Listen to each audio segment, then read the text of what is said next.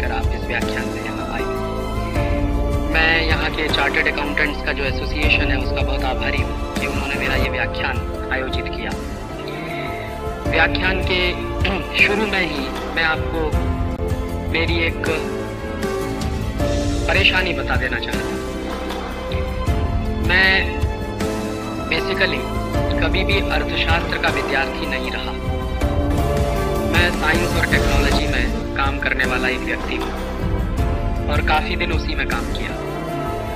देश की हालतों ने मुझे मजबूर कर दिया कि इस अर्थशास्त्र को समझा जाए, और जैसे जैसे मैं अर्थशास्त्र को समझने की कोशिश कर रहा हूँ तो ऐसा लग रहा है कि ये अर्थशास्त्र नहीं है, अनर्थशास्त्र है। आपके बीच में आया हूँ जो कुछ पिछले वर्षों में समझ पाया हूँ उसको शेयर करने के लिए, और अगर उसमें से कोई दिशा बनती हो तो आपसे मेरा निवेदन है कि इन बातों को सिर्फ यहाँ सुनकर ना चले जाएं आप। अगर जरूरत पड़े तो इन प्रश्नों पर आगे भी बहस चलाएं, क्योंकि ये देश के आर्थिक आज़ादी से जुड़े हुए प्रश्नों में से एक बहुत महत्वपूर्ण प्रश्न है। एक इतिहासकार हुआ है टॉयनबी, उसका एक बहुत प्रचलित वाक्य है, सारी दुनिया में बहुत मशहूर है। वो कहा करता था अक्सर, always economic subjugation leads political subjugation. अगर किसी देश में आर्थिक रूप से गुलामी आ जाती है तो फिर राजनीतिक गुलामी आती ही है। तो कहीं इस देश में जो दुर्घटनाएं घटित हो रही हैं उससे ऐसा लगने लगा है कि देश धीरे धीरे एक आर्थिक गुलामी में फंसता चला जा रहा है, और जो आर्थिक गुलामी में देश फंस रहा है उसके पीछे कोई नारे नहीं है, ठोस सच्चाइयां हैं, ठोस सबूत हैं जो ये सिद्ध कर रहे हैं कि देश आर्थिक गुलामी में फंस रहा है। 1991 में इस देश में एक सरकार बनी और उस सरकार ने ग्लोबलाइजेशन का एक नारा दिया। ग्लोबलाइजेशन का जो नारा दिया गया वो सिर्फ भारत में नहीं था, भारत जैसे तमाम विकासशील देशों में भी वो नारा चला। हमारे कई पड़ोसी देश थे, उदाहरण के लिए South Korea, Indonesia, Malaysia, Thailand, Hong Kong, Singapore, और फिर कुछ लैटिन अमेरिका के देश थे, Brazil, Costa Rica, Colombia, Chile, Argentina. तो कुछ ऐसे तमाम देश थे जिन्होंने एक साथ ये ग्लोबलाइजेशन का नारा देना शुरू किया। तो ये एक साथ जो ग्लोबलाइजेशन का नारा देना शुरू किया, और उसके बाद एक शब्द आया जिसमें अक्सर कहा गया न्यू इकोनॉमिक पॉलिसीज। तो हमारे देश में न्यू इकोनॉमिक पॉलिसीज और ग्लोबलाइजेशन ये दो ऐसे शब्द बन गए जिनको मंत्रों की तरह से जाप किया जाने लगा।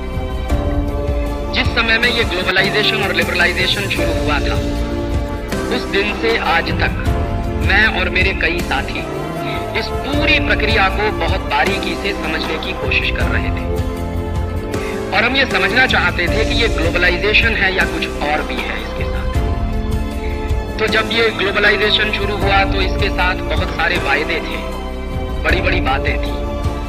जो सबसे महत्वपूर्ण बात थी वो ये थी, आप शायद समझते होंगे उसको या आपको याद भी होगी कि 1990-1991 में हमारे देश की अर्थव्यवस्था में थोड़ी सी मंदी आ गई थी, कुछ रुकावट आ गई थी। तो उस मंदी और रुकावट को दूर करना है तो सिवाय ग्लोबलाइजेशन और लिबरलाइजेशन के इस देश के पास कोई रास्ता नहीं है, ऐसी बात पूरे देश में कही गई थी। और मुझे बराबर याद है कि हमारे देश के मूर्धन्य अर्थशास्त्रियों ने भी ये कहना शुरू कर दिया था कि चूंकि देश के पास विदेशी मुद्रा का भंडार बहुत कम हो गया है और हमारे पास मुश्किल से 3 सप्ताह का इम्पोर्ट बिल चुकाने के बराबर मुद्रा है, तो हमको तो कुछ करना ही पड़ेगा। तो हमारे पास बैलेंस ऑफ पेमेंट की क्राइसिस हो गई थी। तो उस बैलेंस ऑफ पेमेंट की क्राइसिस को दूर करने के लिए हमारी सरकार ने IMF और वर्ल्ड बैंक के पास अप्रोच किया था लोन के लिए, पैसा लेने के लिए, कर्ज लेने के लिए।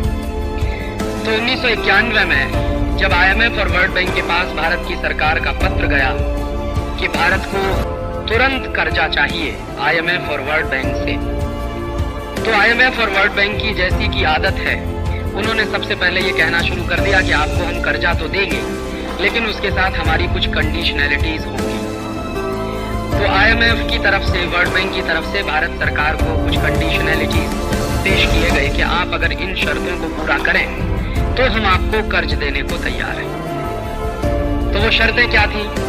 सबसे पहली शर्त है IMF और वर्ल्ड बैंक की, जब भी कोई देश उनके पास कठिन परिस्थिति में जाता है तो उनका एक रटा रटाया प्रेस्क्रिप्शन है कि सबसे पहले किसी भी देश को वो ये कहते हैं कि आप अपनी करेंसी का डिवैल्यूएशन करिए तो हम आपको लोन दे देंगे। और इस बात को पेश करने का तरीका अलग है। वो ये कहते हैं कि आप अपनी करेंसी का डिवैल्यूएशन इसलिए करिए ताकि आपका एक्सपोर्ट ज्यादा हो जाए, और चूंकि आपका एक्सपोर्ट ज्यादा होगा तो आप ज्यादा डॉलर्स कमा सकेंगे, और जब आप ज्यादा डॉलर्स कमा सकेंगे तभी आप हमारे लिए हुए कर्ज को वापस कर सकेंगे। तो इसको अगर एक लाइन में कहूं तो IMF का एक प्रेस्क्रिप्शन है, वो सारी दुनिया में सभी देशों पे लागू करवा देते हैं कि आप एक्सपोर्ट ओरिएंटेड डेवलपमेंट करना शुरू करिए। तो ये IMF का पहला प्रेस्क्रिप्शन है। दूसरा उनका प्रेस्क्रिप्शन है कि आप जब एक्सपोर्ट ओरिएंटेड डेवलपमेंट करना शुरू कर देंगे तो फिर आप एक काम और करिए कि अपने देश का दरवाजा खोलिए ताकि मल्टीनेशनल कंपनियां आपके देश में आसानी से आ सके, और उन मल्टीनेशनल कंपनियों पर आप जो पाबंदियां लगाते हैं, जो रिस्ट्रिक्शंस लगाते हैं, उनको आप कम से कम कर दीजिए या पूरी तरह से खत्म कर दीजिए ताकि आपके मार्केट में उनको व्यापार करने में कोई असुविधा ना हो। और क्यों मल्टीनेशनल्स को आप अपने मार्केट में बुलाइए कि आप अगर मल्टीनेशनल्स को बुलाएंगे अपने मार्केट में तो उनके साथ हाई टेक आएगा, टेक्नोलॉजी बहुत आएगी, और जब टेक्नोलॉजी बहुत आएगी तो आपके यहाँ क्वालिटी का माल बनना शुरू हो जाएगा, और जब आपके यहाँ क्वालिटी का माल बनना शुरू हो जाएगा तो ज्यादा से ज्यादा आप एक्सपोर्ट कर सकेंगे। तो मल्टीनेशनल्स भी आके आपके एक्सपोर्ट में प्रमोशन करेंगे और आपके निर्यात को बढ़ाएंगे। तीसरा प्रेस्क्रिप्शन उनका अक्सर ये रहा करता है कि आप अपने इंटरनल मार्केट में जो डोमेस्टिक इंडस्ट्री को प्रोटेक्शन देते हैं वो प्रोटेक्शन देना बंद करिए। और अगर आप डोमेस्टिक इंडस्ट्री को प्रोटेक्शन दे रहे हैं तो उसके बारे में IMF का ये मानना है कि आप एक कंजर्वेटिव इकोनॉमी को चलाने की कोशिश कर रहे हैं। तो आप डोमेस्टिक इंडस्ट्रीज को प्रोटेक्शन मत दीजिए, मल्टीनेशनल्स को खुली छूट दे दीजिए, उनको पूंजी लाने की भी खुली छूट दे दीजिए और पूंजी ले जाने की भी खुली छूट दे दीजिए। उनके ऊपर किसी तरह की पाबंदी नहीं होनी चाहिए, और आप सब के सब फ्री ट्रेड के लिए अपने आप को तैयार कर लीजिए। फिर इसके बाद कुछ और बातें भी बताई जाती हैं। जैसे एक बात ये बताई जाती है कि भारत की इकोनॉमी कॉम्पिटिटिव नहीं है, तो जब तक आप अपना दरवाजा नहीं खोलेंगे तो आपकी इकोनॉमी में कंपटीशन नहीं आएगा, और आपकी इकोनॉमी में कंपटीशन नहीं आएगा तो आपके देश के कंज्यूमर्स को उसका बहुत नुकसान होगा। तो आपकी इकोनॉमी में कंपटीशन आना चाहिए, कंज्यूमर्स को उसका फायदा होना चाहिए। इसके लिए बहुत जरूरी है कि बड़े मल्टीनेशनल्स को भारत में या अपने बाजार में आप आने की खुली छूट दीजिए। और ऐसे ऐसे करके कुछ शर्तें वो बताते चले जाते हैं, और दुनिया के बहुत सारे देश हैं जो उनको लागू करते चले जाते हैं। एक बात आपको और बता दूं कि IMF और वर्ल्ड बैंक की जो कंडीशनैलिटीज होती हैं वो सिर्फ दुनिया के गरीब या तीसरी दुनिया के देशों पर ही लागू होती है। जानकारी ये मैं आपको दे दूं कि अमेरिका और यूरोप के देश भी IMF से कर्ज लेते हैं, और अमेरिका और यूरोप के देश भी IMF और वर्ल्ड बैंक से जब कर्ज लेते हैं तो जो कंडीशनैलिटीज IMF वाले हमारे ऊपर लगाते हैं वो कभी अमेरिका के ऊपर नहीं लगाई जाती, क्योंकि वो हमेशा से ये मान के चलते हैं कि अमेरिकन इकोनॉमी तो पहले से ही ग्लोबलाइज्ड है। हालांकि ये सबसे बड़ा झूठ है कि अमेरिकन इकोनॉमी ग्लोबलाइज्ड है। दूसरा उनका ये मानना है कि अमेरिकन इकोनॉमी में बहुत कंपटीशन है। ये उससे भी बड़ा झूठ है कि अमेरिकन इकोनॉमी में बहुत कंपटीशन है। तीसरी बात कि अमेरिकन इकोनॉमी पूरी तरह से फ्री इकोनॉमी है, ये दुनिया का सबसे बड़ा झूठ है कि अमेरिकन इकोनॉमी फ्री इकोनॉमी है। और फिर उसके बाद यूरोप के बारे में भी कुछ इसी तरह की बातें होती हैं। तो मेरे मन में अक्सर ये प्रश्न उठता रहा है कि जब वर्ल्ड बैंक और IMF से अमेरिका भी कर्ज लेता है, यूरोप के देश भी कर्ज लेते हैं, तो उनके ऊपर कंडीशनैलिटीज नहीं लगाई जाती, और हमारे जैसे देश जब उनसे कर्ज लेने के लिए जाते हैं तो उनके ऊपर तत्काल कंडीशनैलिटीज लागू कर दी जाती। तो एक बार मन में आया कि ये वर्ल्ड बैंक और आईएमएफ की व्यवस्था जो चलती है इसके बारे में समझना चाहिए कि ऐसी कौन सी खास बात है कि वो यूरोप और अमेरिकन ब्लॉक पर कभी कोई कंडीशन नहीं लगाते, अमेरिकन और यूरोपियन ब्लॉक के लिए कभी भी वो शर्तें नहीं लगाते जो दूसरी दुनिया के, तीसरी दुनिया के देशों पर वो लगाते हैं। तो उसका इतिहास बिल्कुल स्पष्ट ये बताता है कि ये बना कैसे वर्ल्ड बैंक और IMF. Actually second world war में यूरोप और अमेरिकन इकोनॉमी तबाह हो गई थी। यूरोप को ज्यादा नुकसान हुआ था, अमेरिका को कुछ कम नुकसान हुआ था। तो यूरोप और अमेरिका की इकोनॉमी जब सेकेंड वर्ल्ड वॉर में पूरी तरह से तबाह हुई तो उस इकोनॉमी को फिर से खड़ा करने के लिए दो इंस्टीट्यूट का जन्म हुआ वर्ल्ड बैंक और आईएमएफ के नाम पे। ब्रेटन वुड नाम की एक जगह है अमेरिका में, एक गांव जैसा है, अभी थोड़ा बड़ा शहर हो गया है। वहां पर एक एग्रीमेंट हुआ था जिसमें 44 देशों के प्रधानमंत्री और राष्ट्रपति शामिल हुए थे। उन लोगों ने एक एग्रीमेंट किया था जिसका नाम है ब्रेटन वुड्स एग्रीमेंट। तो उस ब्रेटन वुड्स एग्रीमेंट के आधार पर आईएमएफ और वर्ल्ड बैंक का जन्म हुआ सेकेंड वर्ल्ड वॉर के बाद। तो जब से ये आईएमएफ और वर्ल्ड बैंक का जन्म हुआ है तब से वहां एक पॉलिसी चलती है। पॉलिसी ये चलती है कि आईएमएफ और वर्ल्ड बैंक में जो मेंबर कंट्रीज हैं वहां बिल्कुल डेमोक्रेसी नहीं है। वन मेंबर वन वोट कभी नहीं होता आईएमएफ में और ना वर्ल्ड बैंक में होता है। वहां अमेरिका के पास सबसे ज्यादा वोट्स हैं और अमेरिका का जो वोटिंग शेयर है आईएमएफ में और वर्ल्ड बैंक में भी वो करीब 20% है। माने अमेरिका अगर एक वोट डालता है तो उसकी जो कीमत है, अगर कुल वोट की कीमत 100 रुपया मानी जाए तो अमेरिका के वोट की कीमत 20 रुपए के बराबर होती है। बाकी 80 रुपए की कीमत में सारी दुनिया के देश हैं और उन देशों की संख्या लगभग 117 है। तो आईएमएफ और वर्ल्ड बैंक में कभी भी डेमोक्रेसी आया नहीं पाई है और आने वाली भी नहीं है, क्योंकि वो हमेशा से स्ट्रक्चर वैसा ही बनाकर रखना चाहते हैं। तो ये जो वर्ल्ड बैंक बना था वो इस बात के लिए बना था कि दुनिया के तमाम देशों को युद्ध के बाद, सेकेंड वर्ल्ड वॉर के बाद बहुत शॉर्ट टर्म के लोन की जरूरत पड़े, तात्कालिक कोई पेमेंट की जरूरत पड़े, बैलेंस ऑफ पेमेंट की क्राइसिस हो जाए तो आईएमएफ उसके लिए कर्ज बांटेगा, और किसी देश को अपने इंफ्रास्ट्रक्चर के डेवलपमेंट के लिए लोन की जरूरत पड़े तो वर्ल्ड बैंक उसको बांटेगा। तो इस तरह से ये बंटवारा हुआ था।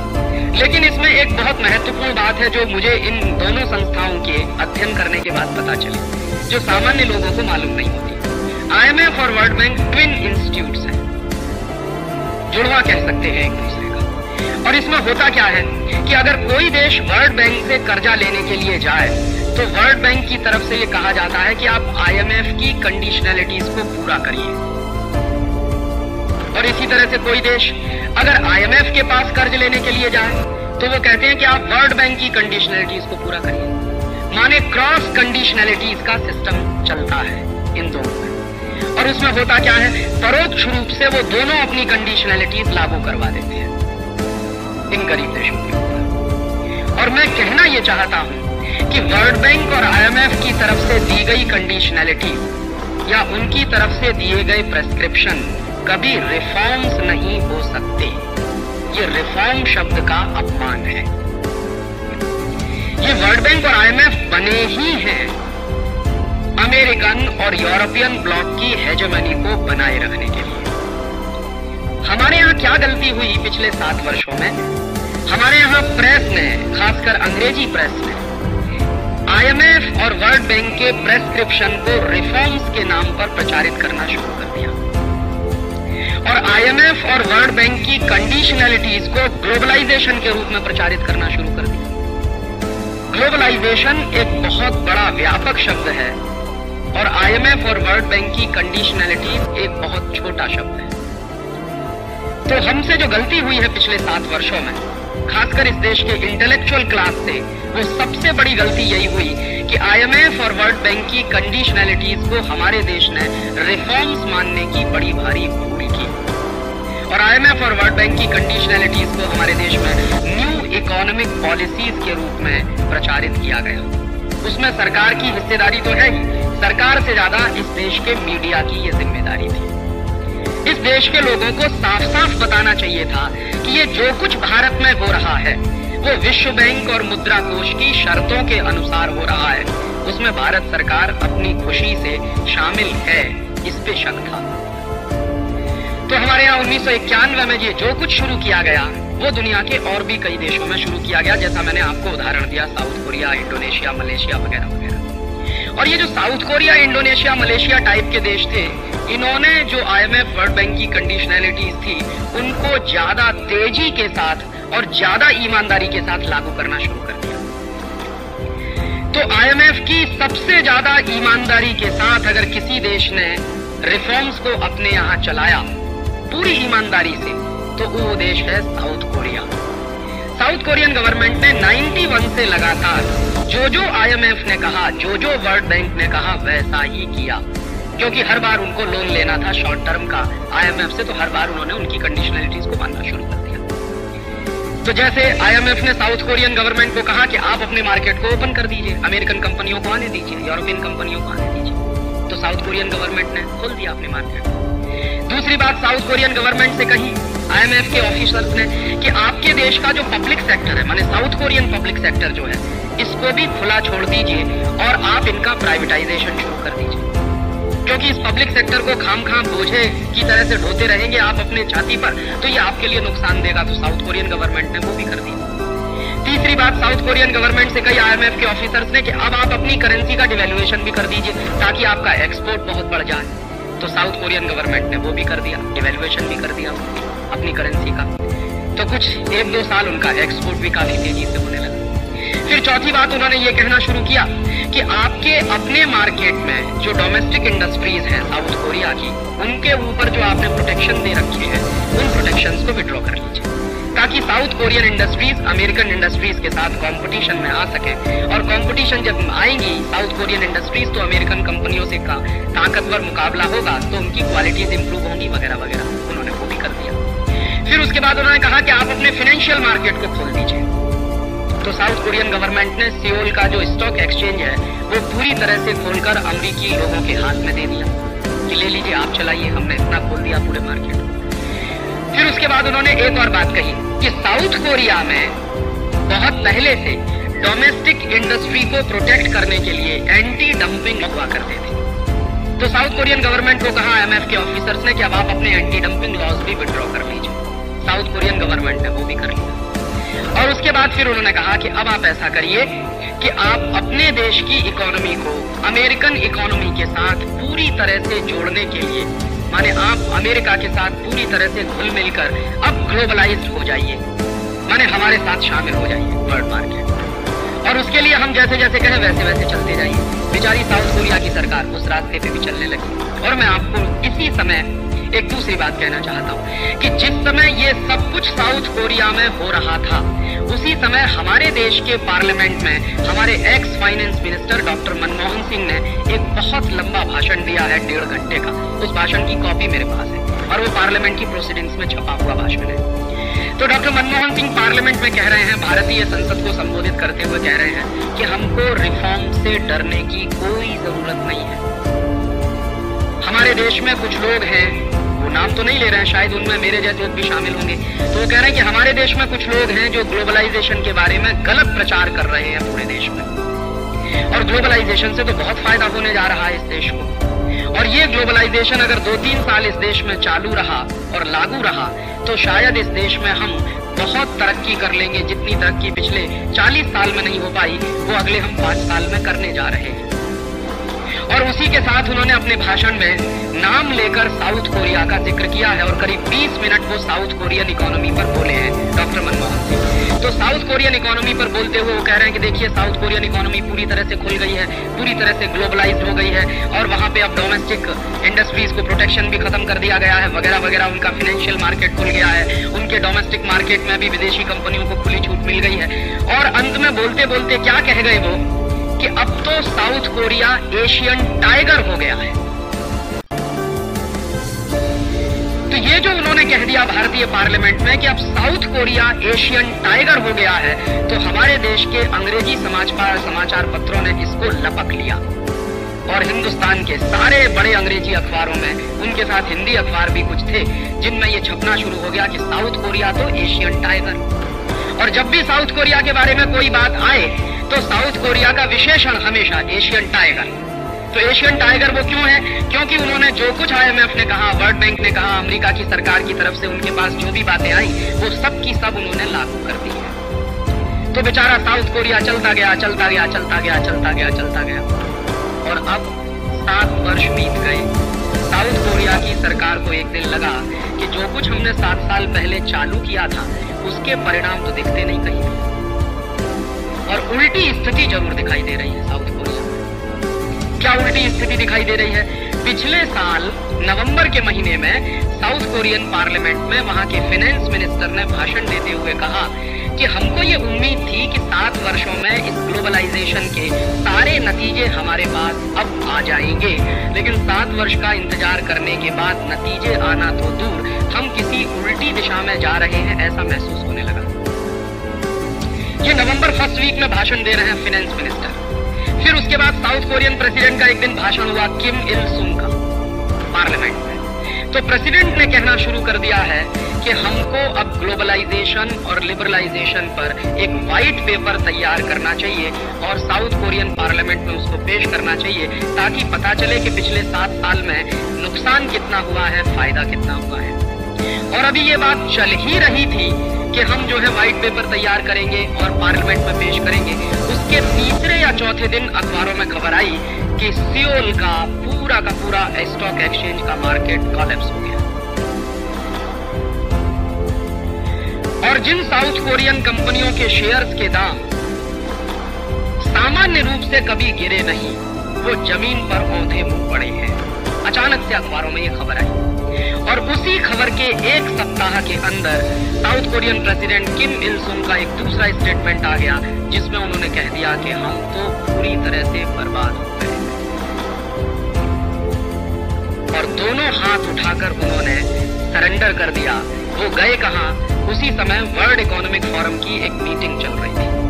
तो वर्ल्ड इकोनॉमिक फोरम की मीटिंग में साउथ कोरिया का एक प्रतिवेदन भेजा गया प्राइम मिनिस्टर और प्रेसिडेंट की तरफ से। साउथ कोरिया के एक मिनिस्टर ने उसको पढ़ा और वर्ल्ड इकोनॉमिक फोरम की मीटिंग में साउथ कोरियन प्रेसिडेंट और प्राइम मिनिस्टर की तरफ से जो पत्र पढ़ा गया, उसके जो शब्द थे वो क्या कि हम पूरी तरह से डूब गए हैं।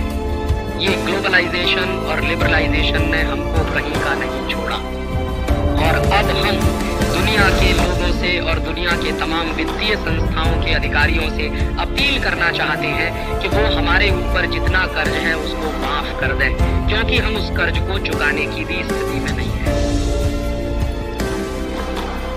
और मैं भूलता नहीं, उस प्रेसिडेंट का जो शब्द है वो ये है कि हम पूरी तरह से बैंकरप्ट हो गए हैं।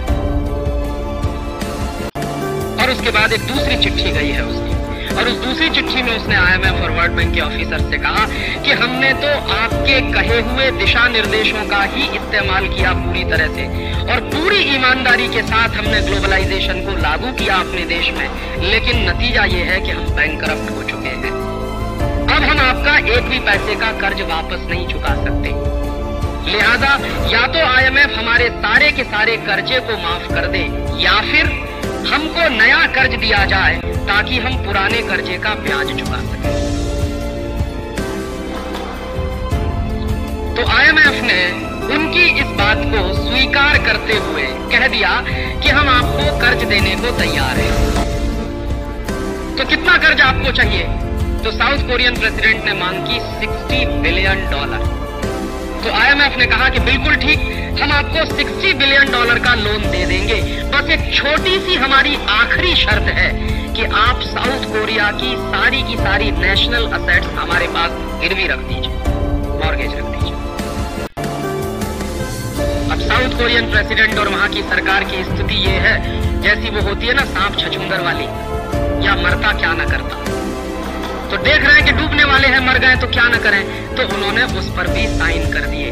और आज स्थिति ये है कि साउथ कोरिया की जो नेशनल असेट्स हैं, जो उनकी नेशनल प्रॉपर्टी है, वो गिरवी रखी जा चुकी है। और साउथ कोरिया में इतना जबरदस्त कंपटीशन हुआ है पिछले 7 वर्षों में कि साउथ कोरिया के सारे पब्लिक सेक्टर के कारखाने अमेरिकी कंपनियों के कंट्रोल में चले गए। कंपटीशन के नाम पर वहां सिवाय मोनोपोली के कुछ हुआ नहीं है। एक उदाहरण से समझिए कि आज से 7-8 वर्ष पहले तक साउथ कोरिया की सबसे बड़ी कार बनाने वाली कंपनी, जिसका नाम है हुंडई मोटर्स, जिसके ऊपर साउथ कोरिया के लोगों को भी गर्व था, वहां की सरकार को भी गर्व था, वो हुंडई मोटर्स अब पूरी तरह से अमेरिकन कंट्रोल में है इस समय। और हुंडई मोटर्स पर जब पूरी तरह से अमेरिकन कंट्रोल एस्टेब्लिश हुआ तो अमेरिकन कंपनी जनरल मोटर्स ने उसको टेक ओवर करने के बाद जो सबसे पहला काम किया वो ये कि हुंडई मोटर्स में जितने साउथ कोरियन वर्कर्स काम करते थे उनको रिट्रेंच कर दिया और सड़क पे खड़ा कर दिया। साउथ कोरिया में इस समय करीब 70 लाख वर्कर्स पूरी तरह से बेरोजगार हो गए। ये हुंडई मोटर्स तो उसका एक एग्जाम्पल है। ऐसी 100 से ज्यादा बड़ी कंपनियां साउथ कोरिया की अमेरिका के कंट्रोल में जा चुकी हैं पिछले 7 वर्ष के ग्लोबलाइजेशन में। उनका ट्रेड डेफिसिट इतना अधिक बढ़ गया है क्योंकि करेंसी का डिवेल्युएशन करने का जो उन्होंने काम शुरू किया था उसके दुष्परिणाम बड़े भयंकर निकले। और अंत में नतीजा क्या निकला है? अंत में नतीजा ये निकला है कि प्रेसिडेंट ने कह दिया है कि ये ग्लोबलाइजेशन नहीं हुआ है, इकोनॉमिक रिकॉलोनाइजेशन हो गया है साउथ कोरिया का। मेरे मन में तकलीफ क्या है? मेरे मन में तकलीफ ये है कि जिस साउथ कोरिया के बारे में मेरे पार्लियामेंट में एशियन टाइगर कहा गया था, जिस साउथ कोरिया के बारे में पिछले 7 साल से पानी पी पी कर कसीदे पढ़े जा रहे थे, उस साउथ कोरिया के बारे में आज साउथ कोरिया जब कोलैप्स हो गया है तो ना तो डॉक्टर मनमोहन सिंह का कोई स्टेटमेंट आया है, ना पी चिदम्बरम का कोई स्टेटमेंट आया। क्यों?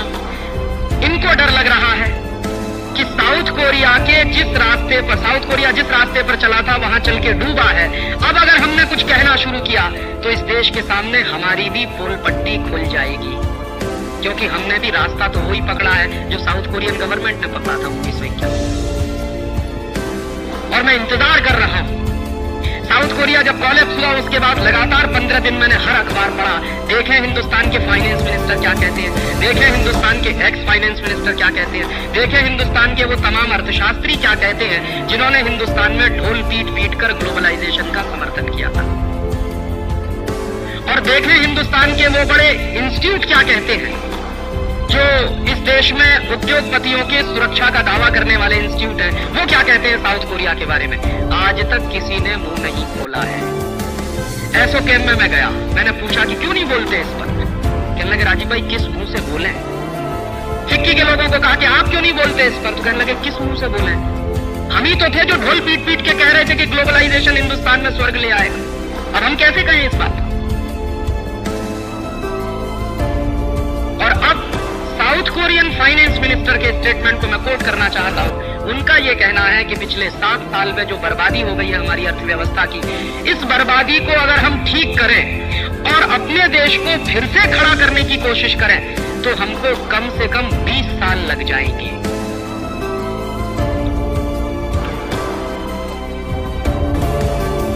ऐसे ही मैं दूसरा उदाहरण आपसे शेयर करना चाहता हूं। इंडोनेशिया वो देश है जहां स्टेबल गवर्नमेंट है पिछले 40 साल से, 45 साल से। बहुत लोगों को यह गलतफहमी है इस देश में कि हमारे यहां चूंकि पॉलिटिकल अनस्टेबिलिटी ज्यादा है इसलिए इस देश में प्रॉब्लम्स ज्यादा है। मैं इस मिथक को दूर करना चाहता हूं। इंडोनेशिया में पिछले 45 साल से भयंकर स्टेबिलिटी है और पिछले 35 साल से एक ही व्यक्ति राष्ट्रपति बनता चला आ रहा है, सुकर्णो। 7 बार वो राष्ट्रपति बन चुका है और वहां के एक बार के राष्ट्रपति का टर्म 5 साल का होता है। तो 35 साल से एक ही व्यक्ति राष्ट्रपति है और फिर 8वीं बार दोबारा वो चुन लिया गया है अभी हफ्ते भर में। तो साउथ कोरिया की तो बात हम कह सकते हैं कि वहां अनस्टेबिलिटी थी, गवर्नमेंट कई बदली है, ये बात सही है। पिछले 7 साल में साउथ कोरिया में 4-5 गवर्नमेंट बदली। लेकिन इंडोनेशिया के बारे में हम कैसे ये कहें। इंडोनेशिया में तो पिछले 35 साल से एक ही व्यक्ति बार-बार राष्ट्रपति बनता रहा है और उसी की सरकार पिछले 35 साल से चल रही है और 8वीं बार वो फिर प्रेसिडेंट बन गया है। तो वहां तो भयंकर स्टेबिलिटी थी। फिर क्यों डूबा इंडोनेशिया?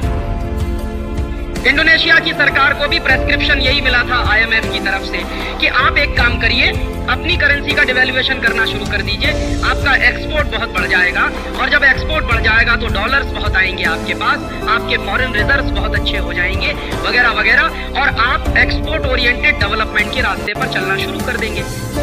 तो इंडोनेशिया की सरकार ने पूरी ईमानदारी से इसको फॉलो करना शुरू कर दिया और पूरी ईमानदारी से जब उन्होंने इसको फॉलो करना शुरू कर दिया तो कहां तक ले गए वो अपने देश को। इंडोनेशिया